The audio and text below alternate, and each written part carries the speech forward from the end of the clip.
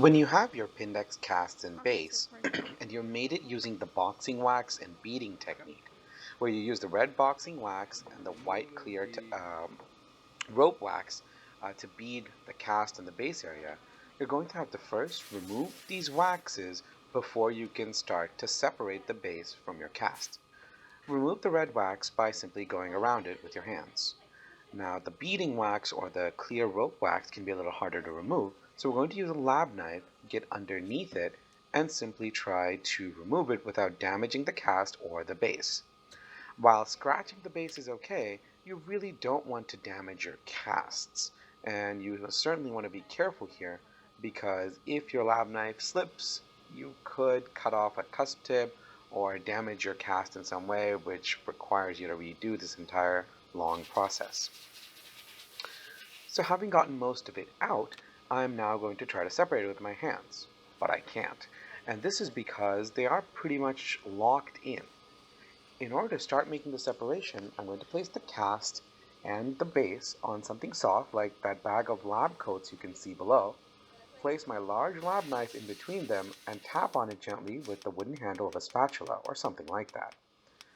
You're not trying to really hit too hard, you're just trying to use the lab knife as a sort of chisel and just get a couple, maybe a fraction of a millimeter in terms of separation, just so that they're not sort of stuck together. And you see me trying to do that on the other side. Um, and while I got some little separation, a little bit of wiggle and give, it seems that there's still something stopping me from separating. So I'm going to inspect around, and I see that there are some areas where there's still a little bit more wax left, and a couple thin shells of Yellowstone that sort of, went into the undercuts of the cast. So I'm going to have to very gently remove these remnants of wax and Yellowstone with my lab knife. Uh, Generally, this is going to be in the tongue area, as you can see even on this cast, and getting it out is going to be very important in order to separate. Now I'm going to try to separate it with my hands, but I can't.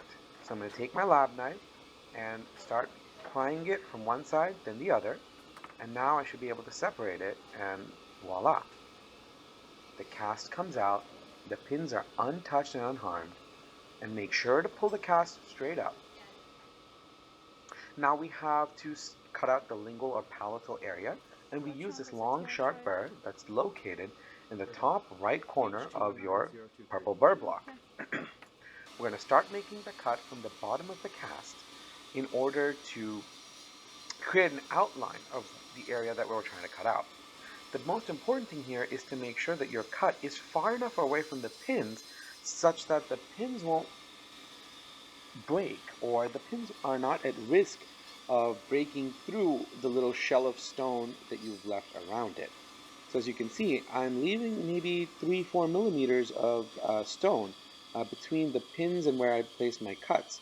And this is in order to ensure that there's sufficient bulk of stone. Having made a outline from the bottom, I'm now going to continue making this cut a little bit deeper. This process can be a little messy, as you can see, because the stone is powderized quite a lot by this burr. But you want to always be having a very clear visual and make sure that you keep going in the same path and making the same cut. Now you can see I'm using a lot more of the burr in order to deepen this cut, but I'm still just following the exact same outline that I scored a little while ago. I'm taking this burr all the way to depth, and in doing so, in the front areas where there's the lingual freedom and a couple depressions in your typodon, you can see that the burr, if taken to depth, actually cuts straight through the entire cast. While in the area of the posteriors, this burr is not long enough to cut through the cast in one go. Again, I'm getting rid of some of the excess powdered stone that is going to block me from seeing certain things. And I'm going to, again, continue cutting from the bottom until I've made sure I've made this cut as deep as possible. As you can see, you can hold this in a pencil grip in order to control it properly and get all the depth that you need. Now that I've made this pretty deep, what I'm going to try to do is just sort of refine any areas and make sure that, everywhere this cut is going straight, parallelly. And now comes establishing the cut from the sides and the top. So what I'm going to do now is extend the cut to the side of the cast, and as you can see now the burr is in a slightly different orientation, but I'm still trying to maintain the same exact cut.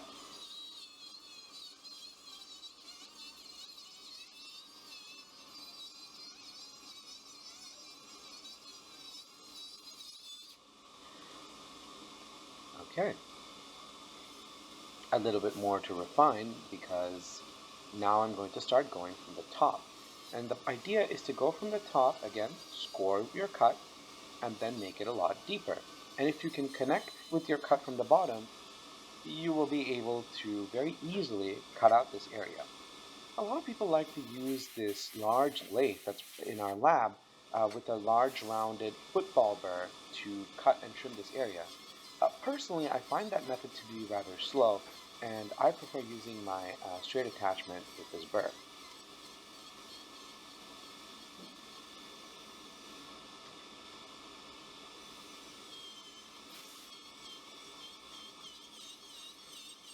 As you can see, I've completed one side now, and I've completed the anterior portion of the cut. I simply have to go over to the other side in order to complete this portion of the Pindex process.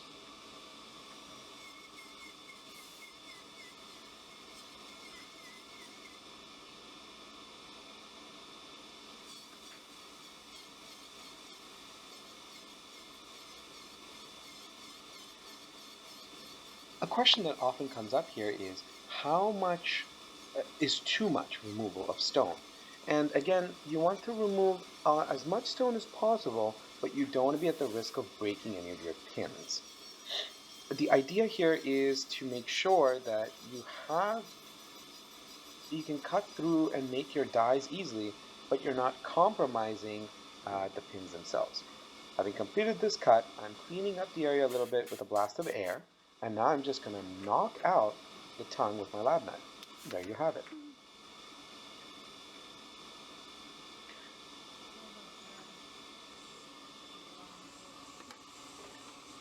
Now it's going to be time to refine this cut that we made with this rather sharp and abrasive burr, and we're going to go with our football-shaped acrylic burr and simply smooth out any of the sharp corners or anything else that our previous cut left. We're going to make it a nice horseshoe-shaped cast, and we're going to just make sure that any imperfections that were left over, any half cuts, as you can see me trying to fix here, that are left over that are going to make this particular cast look either ugly or that particular surface look a little less than perfect. This process doesn't take very long, so I personally prefer doing this.